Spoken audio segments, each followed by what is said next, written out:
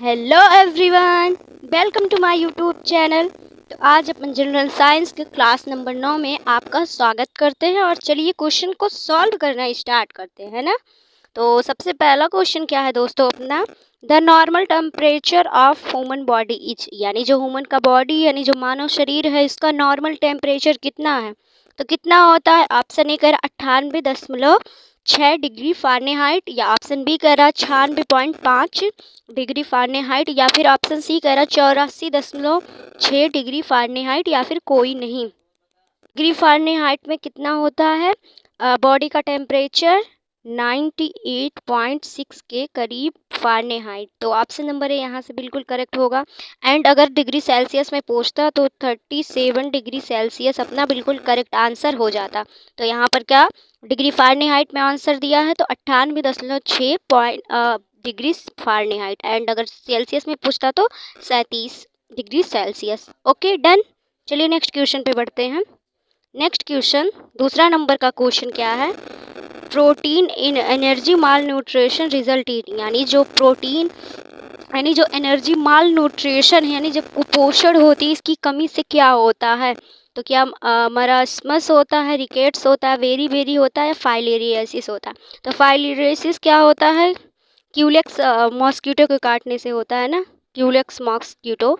तो ये हो नहीं सकता, बेरी बेरी विटामिन बी की कमी से, रिकेट्स सूखा रोग ये भी नहीं,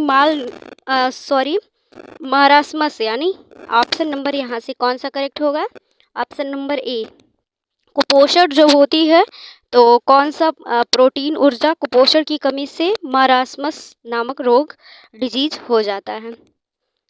तो ऑप्शन नंबर यहाँ से ए अपना बिल्कुल करेक्ट आंसर होगा। डन। अपने अगले क्वेश्चन पे बढ़े। नेक्स्ट क्वेश्चन यानी कि तीसरा नंबर का क्वेश्चन क्या कह रहा है दोस्तों, तीसरा question, ELISA test defined which disease, यानी जो एलिजा टेस्ट है ये कौन से बीमारी को डिफाइन करता है, कौन सी डिजीज को डिफाइन करता है ना। हिंदी में बात करें तो एलिजा टेस्ट कौन सी बीमारी का निर्धारण करता है। तो कैंसर का करता है, ट्यूबरक्लोसिस का करता है, पोलियो का करता है, या एड्स या HIV का करता है। एलिजा टेस्ट किसको डिफाइन करता है, बहुत ज़्यादा इजी क्वेश्चन है, HIV या फिर एड्स को डिफाइन करता है एलिजा टेस्ट, है ना। और कैंसर और ट्यूबरक्लोसिस, कैंसर को नहीं करेगा, ट्यूबरक्लोसिस को नहीं करेगा, पोलियो को नहीं करेगा, है ना। क्वेश्चन अगला question 4 number question, 4 number question क्या करें, what is the main function of skeletal system, यानी जो स्केलेटल सिस्टम है अपना यानी जो कंकाल तंत्र है उसका मुख्य कार्य क्या है, मेन फंक्शन क्या है। तो पहला क्या कर रहा, टू प्रोड्यूस हार्मोन, यानी क्या हार्मोन का स्रावण करना, या फिर टू प्रोटेक्ट ऑर्गन, यानी जो अंग हैं शरीर के उसकी रक्षा करना या सुरक्षा करना। ऑप्शन सी कह रहा है टू ट्रांसपोर्ट ऑक्सीजन, यानी ऑक्सीजन का परिवहन करना, या फिर to break down food, food को ब्रेक डाउन करना। तो फिर स्केलेटल सिस्टम क्या करता है, टू प्रोटेक्ट ऑर्गन, यानी ये अंगों की रक्षा करता है ना, टू प्रोटेक्ट ऑर्गन। अपने बॉडी में स्केलेटल सिस्टम ना होता तो स्केलेटन सिस्टम ना होता तो अपने मतलब अंग वंग ऐसे टूट टूट जाते। तो ये जो है स्केलेटल सिस्टम अपने बॉडी के ऑर्गन को प्रोटेक्ट करता है ना। तो ऑप्शन एक बिल्कुल करेक्ट होगा। हिंदी में बात करें तो अंगों की रक्षा करना, है ना, अंगों की रक्षा करना। ऑप्शन बी यहाँ से बिल्कुल करेक्ट आंसर हो जाएगा। 5 नंबर क्वेश्चन क्या करा दोस्तों अपना, विच of the following is not a type of blood vessels, यानी जो ब्लड वेसल्स होती हैं जो रक्तवाहिका होती हैं जिनमें ब्लड फ्लो करता है उसका प्रकार कौन नहीं है, मतलब कौन नहीं है ये पूछा जा रहा है, कौन है ये नहीं। तो आर्टरी बिल्कुल है, आर्टरी बोले तो आलिंद, और वेनस, वेनस बोले तो शिराएं या फिर नस जिसको बोलते हैं, ब्रोंकाई या फिर कैपिलरी। तो ब्लड कैपिलरी होता है, बिल्कुल होता है, आर्टरी होता है, वेंस होता है। जो ब्रोंकाई है ना ये अपने ब्लड वेसल्स का पार्ट नहीं है, ब्रोंकाई है ना, ब्रोंकाई बिल्कुल अपने ब्लड वेसल्स का पार्ट नहीं है। तो यहाँ से कौन सा ऑप्शन, ऑप्शन सी यहाँ से अपना बिल्कुल करेक्ट आंसर हो जाएगा। Done. Next question, next question यानी कि 6 नंबर का क्वेश्चन क्या कह रहा है, what is the primary source of energy for the body, यानी कि जो बॉडी है उसको एनर्जी देने का प्राइमरी सोर्स किसका है, क्या प्रोटीन का है, विटामिन का है, या फिर कार्बोहाइड्रेट का है, या फिर लिपिड का है। तो प्रोटीन का भी नहीं है, विटामिन का भी नहीं है, लिपिड का भी नहीं है, कार्बोहाइड्रेट, यानी ऑप्शन नंबर सी यहाँ से अपना बिल्कुल करेक्ट आंसर होगा। कार्बोहाइड्रेट एनर्जी, बॉडी को एनर्जी का सोर्स है, अपने बॉडी का प्राइमरी एनर्जी सोर्स है। तो ऑप्शन नंबर सी यहाँ से अपना बिल्कुल करेक्ट आंसर हो जाएगा। ठीक, डन। नेक्स्ट क्वेश्चन,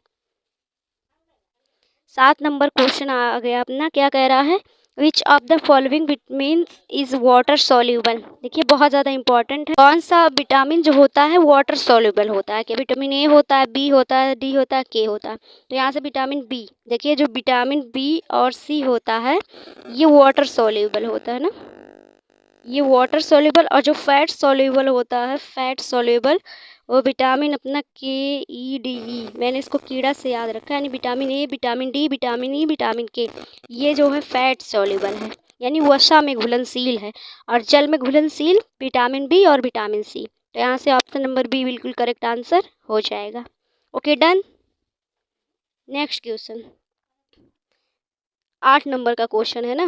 क्या कह रहा है, where is the thyroid gland located, यानी जो थायराइड ग्लैंड है, यानी जो थायराइड ग्रंथि है कहाँ स्थित होती है। लीवर में, थ्रोट में, आइज में, नोज में।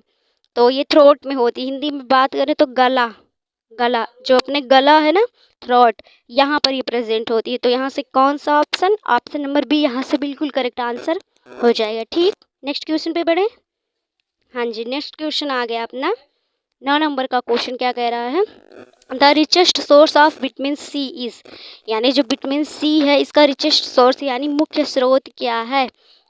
तो विटामिन सी क्या होता है, खट्टे फलों में पाया जाता है ना, खट्टे फल जैसे आंवला, नींबू वगैरह। तो यहाँ देखिए अमला लिखा गया है, ऑप्शन ए करेक्ट होगा। पपाया में, गुआवा में नहीं होगा। बनाना क्या होता है, बनाना पार्थेनोकार्पिक होता है ना, पार्थेनोकार्पिक, यानी कि अनिषेक फलन, बिना निषेचन के ही फल का निर्माण होना। तो यहाँ से ऑप्शन नंबर ए अपना बिल्कुल करेक्ट आंसर हो जाएगा। डन, आपको क्लियर रहा होगा आई होप। चलिए आज के अगले क्वेश्चन पे बढ़ते हैं। नेक्स्ट क्वेश्चन 10 नंबर का क्वेश्चन आ गया अपना। 10 नंबर क्वेश्चन क्या कह रहा है, which is the second largest gland in the woman body. तो फर्स्ट लार्जेस्ट ग्लैंड क्या होता है, लीवर होता है ना, लेकिन यहाँ सेकंड पूछा गया है। ओनली अगर लार्जेस्ट ग्लैंड ह्यूमन बॉडी का पूछता तब लीवर करेक्ट होता। यहाँ पर सेकंड पूछा गया, यानी दूसरा सबसे बड़ा ग्रंथि। तो लीवर नहीं होगा, हार्ट नहीं होगा, ब्रेन नहीं होगा, पेंक्रियाज, हिंदी में बात करें तो अग्न्याशय है ना, अग्न्याशय बिल्कुल करेक्ट आंसर होगा। Option number B, second largest gland कौन होता है, पैंक्रियाज यानी अग्न्याशय होता है अपना। आई होप आपको समझ में आया होगा। चलिए अगले क्वेश्चन पे बढ़ते हैं।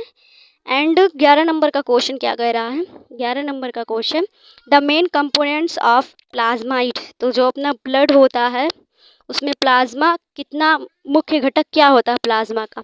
तो प्लाज्मा में वाटर ज़्यादा पाया जाता है, आरबीसी, डब्ल्यूबीसी, प्लेटलेट्स। तो प्लाज्मा में लगभग 90% वाटर पाया जाता है ना, वाटर पाया जाता है। ठीक, तो वाटर यहाँ से बिल्कुल करेक्ट होगा, मुख्य घटक वाटर होगा क्योंकि इसकी अमाउंट ज़्यादा है ना। और ये जो क्वेश्चन और जो ऑप्शंस दिए गए इनकी बात करूँ मैं, तो जो आरबीसी, डब्ल्यूबीसी, प्लेटलेट्स है अपने, ये अदर कंटेंट होते हैं, मतलब कि प्लाज्मा को छोड़ के ये 45% अपने बॉडी में पाए जाते हैं, ब्लड में सॉरी। और जो प्लाज्मा होता है अपने ब्लड में, ये 55% लगभग पाया जाता है। ठीक, डन। आई होप आपको समझ में आया होगा। तो प्लाज्मा में सबसे ज़्यादा वाटर पाया जाता है, तो प्लाज्मा का मुख्य घटक वाटर यानी पानी हो गया, जो कि मैक्सिमम 90% तक पाया जाता है। नेक्स्ट क्वेश्चन पे बढ़े। एंड नेक्स्ट क्वेश्चन क्या कह रहा है अपना 12 number question, where is vitamin A primarily stored, यानी विटामिन ए किस में स्थानांतरित होता है, किस में है ना। तो कहाँ पर प्राइमरली स्टोर्ड होता है, लीवर में होता है, स्प्लीन में, इंटेस्टाइन में, एब्डोमेन में। तो लीवर में होता है, तो ए ऑप्शन अपना बिल्कुल करेक्ट आंसर होगा। और विटामिन ए की कमी से नाइट ब्लाइंडनेस होता है, ये भी आपको लर्न करना है। और जो विटामिन ए का मुख्य स्रोत गाजर होता है, कैरेट होता है ना, गाजर, गाजर मुख्य स्रोत होता है विटामिन ए का, इसको भी आपको लर्न कर लेना है। तो ये हो गई विटामिन ए से संबंधित कुछ बातें। चलिए नेक्स्ट और लास्ट क्वेश्चन पे आज के बढ़ते हैं। लास्ट क्वेश्चन क्या कह रहा है, this plasma protein is responsible for blood coagulation, यानी कौन सा प्लाज्मा प्रोटीन रक्त जमने के लिए जिम्मेदार होता है? एल्बुमिन होता है, ग्लोबुलिन होता है, मायोसिन होता है, फाइब्रिनोजन होता है। तो ऑप्शन नंबर डी यहाँ से अपना बिल्कुल करेक्ट होगा, फाइब्रिनोजन, है ना। तो आई होप आपको क्वेश्चन समझ में आए होंगे, एंड आपको वीडियो अच्छा लगा हो तो प्लीज़ लाइक कर दिए था आज का क्वेश्चन। Thank you.